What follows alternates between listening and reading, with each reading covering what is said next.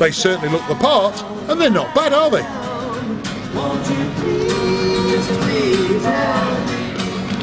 The microphones and speakers mean that the tunes they're trotting out will be louder than usual, and that could be causing a nuisance for people working nearby. I'm just going to do a quick assessment from the offices to make sure that it is a nuisance, and we'll take it from there. Steve heads upstairs to speak to someone in the office who complained. My colleague next door opens one other thing for ventilation, and as you can see there's two sort of things. So when he opens it, it's even louder. And of course they've stopped singing now, but it does. And they're still playing. Yeah, they'll start building. I mean, because they do a mixture of the Beatles, Oasis, the Monkees, and it depends which tunes you get. Yeah, this lady might be a bit camera shy, but she's seriously fed up. Steve, though, has to be even-handed and will only take action if he thinks there's a nuisance being caused. So if it was, you know, once in a blue moon, it wouldn't be such an issue. Yeah. But because they're now, I mean, I think this is the third time they've come this week, we all have to concentrate, and it is distracting. Absolutely. And they are being quiet now, but... Can't hear it at all, actually. No, but that's because they're being quiet. From this office, there doesn't seem to be a problem. Steve goes through to a colleague's room who has the window open. The tunes that he hears might be fine for day trippers, but not for folk who have to concentrate and get some work done. Yeah, I mean, this isn't outrageous. I mean, it's quite gentle, this particular track, but these officers here who are solicitors, if they've got that going on, the same 4 or 5 tracks all day allegedly since early this mid-morning, and it's now 5 o'clock. I can understand that could become a nuisance. Steve decides that the music from below could be disruptive to people trying to work, so he heads back downstairs. Here in Westminster, if an officer witnesses loud noise from a busker, he doesn't need to have had a complaint to take action. He can serve the busker with a written notice, telling him to stop the noise at that site, and that usually means the busker will have to shut up, pack up and move on. If the notice is ignored, the busker runs the risk of having his equipment confiscated and getting a fine of up to £5,000. Best of British or not, Steve lays down the law and tells the pair that they can't stay in the same spot for more than half an hour. Guys, Steve from the council. I've had a good listen, okay, and it's not outrageous, all right, but you've been here all day. Yeah, I think that's what the problem is. We do quite a good job, as you can see, and we do generate a good crowd, a good environment for London. You know, it's a good.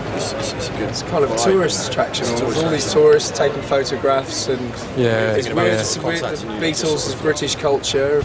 Sometimes Steve and his colleagues have to ruffle a few feathers to keep the peace and quiet. Most buskers, not all, have pretty much done their whole repertoire in 10, 15, 20 minutes, and then it's just a repeat of the same thing over and over again. Yeah. All right, what I'll do, I'll take your details. What's your names? Steve serves a formal written notice. Ignoring it could lead to a prosecution and a fine of up to £5,000. This pair, though, claim that's not a problem, as they've earned plenty of pennies down this lane. As long as you make sure that what you're doing isn't causing a problem, then well, you can take it's fine. The £5,000 now if you want. The lads have been cooperative and accept the notice with good humour. Sorry? Check it out. Can you hand it over to me so I do it?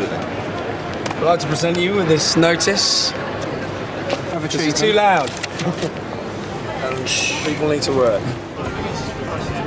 Steve's happy that this situation is sorted and he lets the buskers be. I've explained to them that it wasn't particularly the level of the music. I mean, the 3 or 4 minutes of music that I've heard was actually quite good and quite reasonable. However, listening to the same music over and over again for the offices that are literally 15, 20 metres away is too much. For their part, the music makers understand that their tribute to the loved Liverpudlians is not enjoyed by everyone. I can understand where they're coming from. It probably disturbs a few people here and there. On the other hand, we're also giving a free performance of entertainment for just anybody, and we make a lot of people smile and a lot of people happy. It's a bit of British culture, you know, especially for tourists. They go, look, this is the Beatles on, you know, that's part of Britain. Whatever happened to peace and love, eh? They might not have many fans in the nearby offices, but they do have one or two groupies. I enjoy the music. I enjoy the person. It's similar the Beatles. Steve's warning did the trick. To date, no further complaints have been received about these buskers and no further action has been necessary. If there's one type of nuisance noise that produces more complaints than anything else, it's noisy neighbours that just won't pipe down. Some people have got animals who they can't control, younger children, they just don't have any respect or think about other people. You know, even like 10 people or even 5 people can make so much noise or whatever, they get a little bit drunken or whatever, and you know, it all gets kind of out of hand. Loud DIY and barking dogs can be a real problem. But by far the biggest cause of complaint are loud parties. Can you get me someone who lives there? I live here. Go and turn the music down and then come back and talk to me. Like many noise enforcement teams around the country, the